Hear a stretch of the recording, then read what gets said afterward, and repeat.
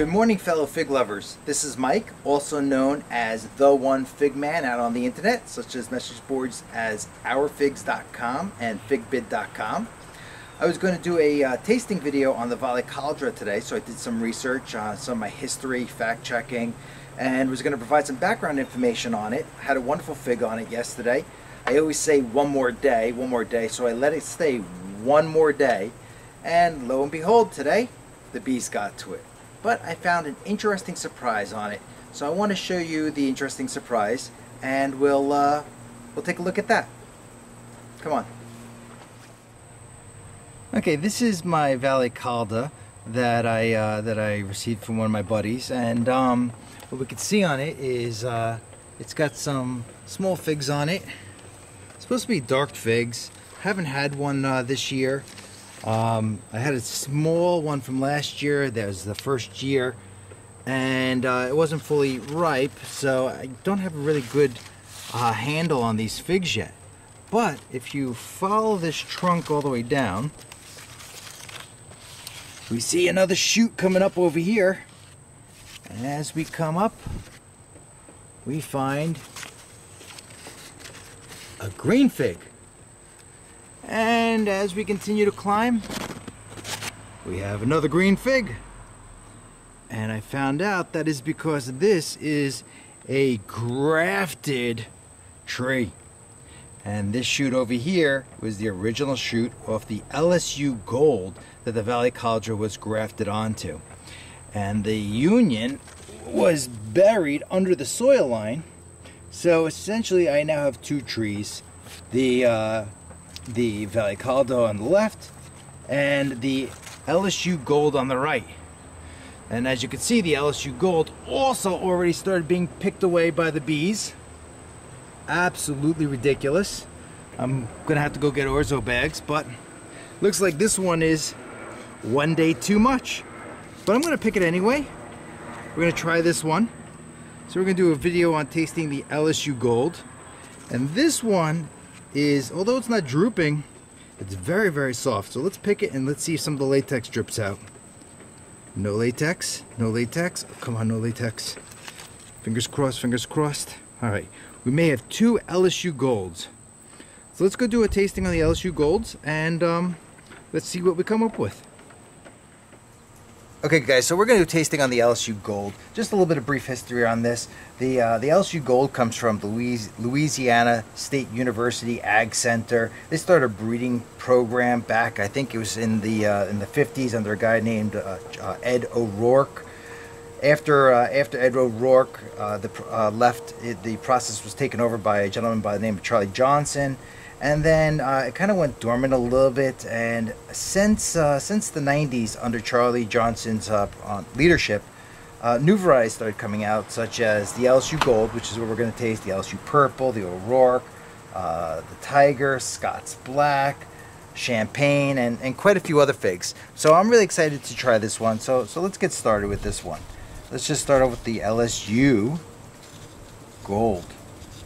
And we're going to weigh them out, and we'll do a bricks test on it, and we'll see what we come up with for a tasting. So I have two figs here for the LSU Gold. I've got this one that's kind of broke open already, split a little bit.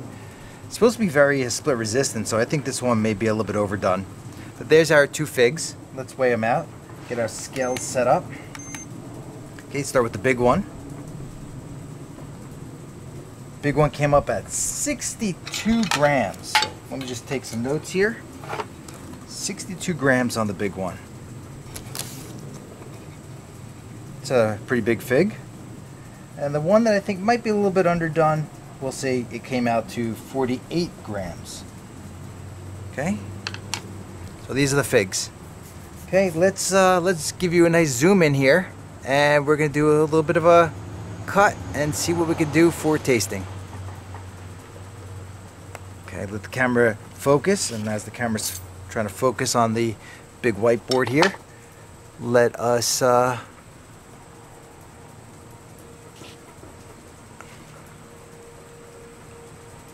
here we go.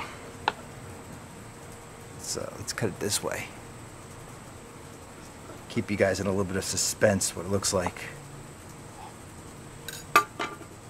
Ah, look at that. So I was expecting a little bit more of a gold inside. That's not as gold as I expected. But we'll give it a shot and see what it tastes like. This is the LSU Gold. It's I would say, what is that? That's a bit of an amber color, almost clearish light amber. Let's do the other one.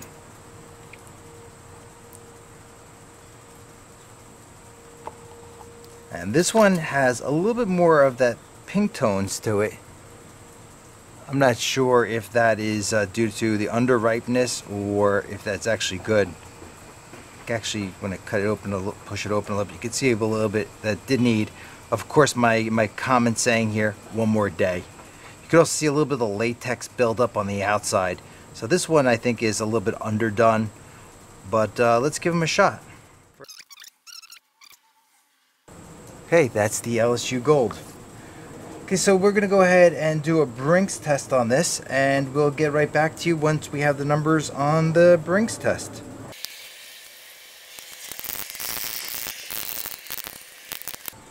Okay guys, well, my solution sits for a little bit to kind of try to balance out some of the sugars in the water. Let's start with the tasting. So I'm going to take my the one that I think was a little bit overdone and give that a shot. Definitely a honey fig. It's got I would say medium seed crunch. Skin is pretty thin, which is actually yummy. It adds to the complexity of the fruit.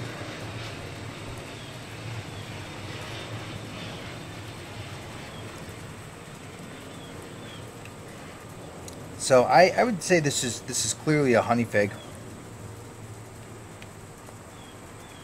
A little bit on the light side. It's an okay fig.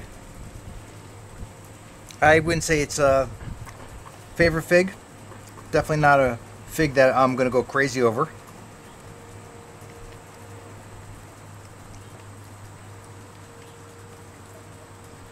Definitely not a bad fig. But for you guys that like those honey figs, this might be worth exploring. And of course, your climate, your environment changes everything. Tasting the one that's underdone, that one was very insipid, no flavor. It was just eating a gooey nothing. Didn't even have fig flavor in there. So, but it wasn't that underdone. I mean, it was still gooey, a little bit gooey. I'll kind of just push that out for you guys to take a look at. Very long flowers. All right. So that's the tasting. I'm going to go ahead and put up the Brix numbers for you guys. And I'll put up the productivity, the weight, and give you my overall feedback on the flavor. But that was the fig, LSU Gold. From my initial tastes of it, honey fig, light honey fig, not all that wow, but it's not a bad fig. So let's take a look at those numbers.